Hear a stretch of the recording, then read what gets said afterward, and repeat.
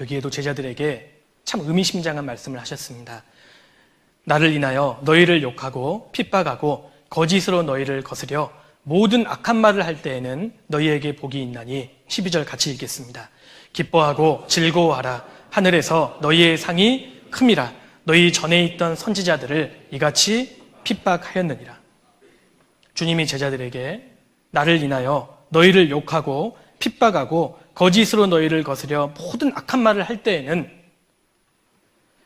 주님은 구원받은 제자들에게 구원받는 즉시 만사 형통과 평안을 약속하지 않으셨습니다. 오히려 반드시 핍박이 있을 거라고 말씀하셨습니다.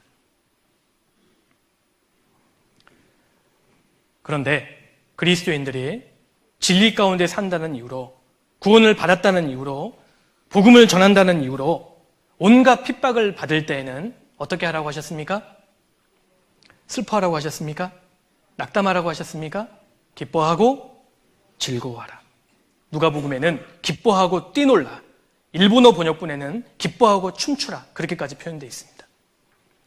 주님의 이름으로, 복음의 진리를 전한다는 이름으로 핍박을 받을 때 슬퍼하지 말고, 주눅들지 말고, 낙심하지 말고 오히려 기뻐하고 즐거워하라고 말씀하신 겁니다.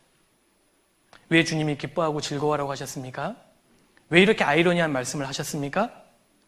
그 다음에 답이 있습니다.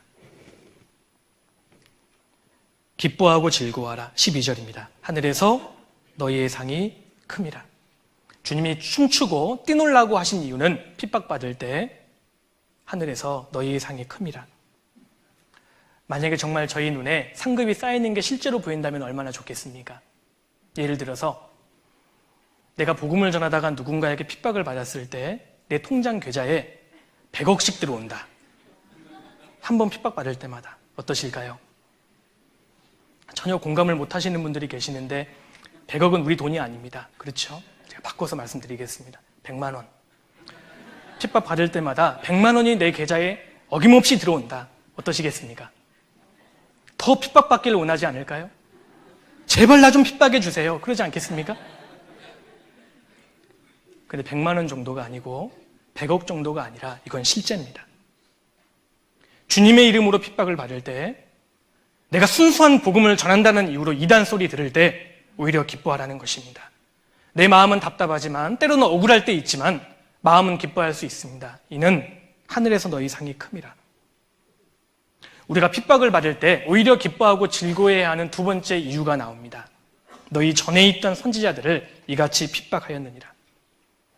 하나님 편에 서서 진리를 전했던 선지자들도 이렇게 핍박을 받았다는 것입니다. 즉, 내가 복음을 이유로, 내가 주님 때문에 핍박을 받는다는 것은 내가 확실히 구원을 받았고 내가 지금 주님 편에, 진리 편에 서 있다는 가장 확실한 증거라는 겁니다. 그래서 기뻐하라는 것입니다. 생각해 보십시오. 지금 마귀의 칼끝은 그리스도인들을 향하고 있습니다. 마귀의 타깃은 그리스도인입니다. 마귀가 이 세상에서 누구를 가장 증오하겠습니까? 구원받은 성도들입니다. 그래서 거듭나지 못한 종교가들을 배후의 역사에서 구원받은 사람을 악의적으로 거짓말하고 핍박하는 것입니다.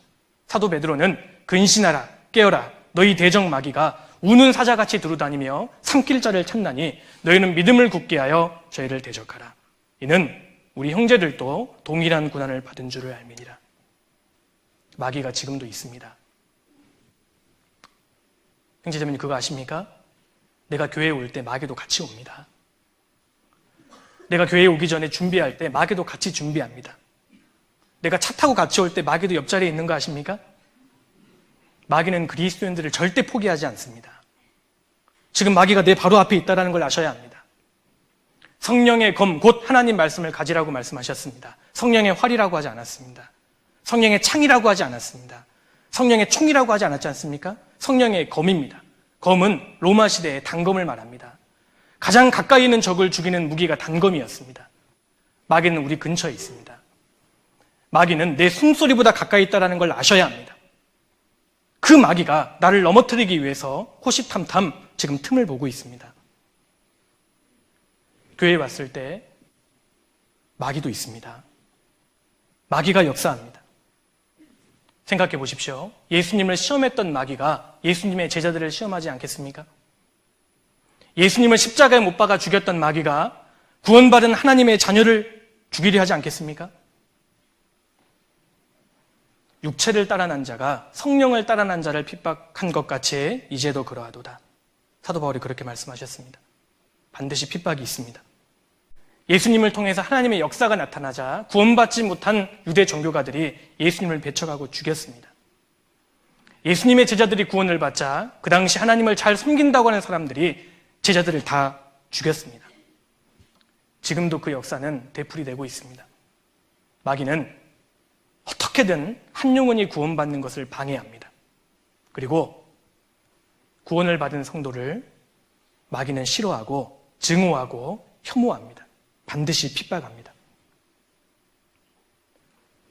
그래서 거듭난 그리스도인들은 복음의 이름으로 주님의 입으로 받는 고난을 당연히 여겨야 하고 오히려 기뻐해야 할 것을 주님이 말씀하셨습니다. 그런데 마태복음 5장 11절, 12절 말씀을 반대로 읽어보면 참 무서운 말씀이 됩니다. 제가 반대로 한번 읽어드리겠습니다. 11절입니다. 나를 인하여 너희를 욕하지 않고 핍박하지 않고 너희에게 악한 말을 하지 않을 때에는 너희에게 복이 없나니 슬퍼하고 애통하라. 하늘에서 너희의 상이 적음이라. 과연 나는 주님을 위해서 어떤 핍박을 받고 계십니까? 구원을 받은 나는 주님을 위해서 어떤 고난을 받고 어떤 불이익을 감수하고 계십니까? 지난 한 주간 나는 주님의 이름으로 어떤 핍박을 받으셨습니까? 나는 진짜 그리스도인입니까? 복음으로 구원을 받고 주님 편에 서 있다면 마귀의 공격을 받아야 할 텐데 내게 어떤 핍박과 고난이 없다면 내가 정말 살아있는 사람이냐 하는 것입니다.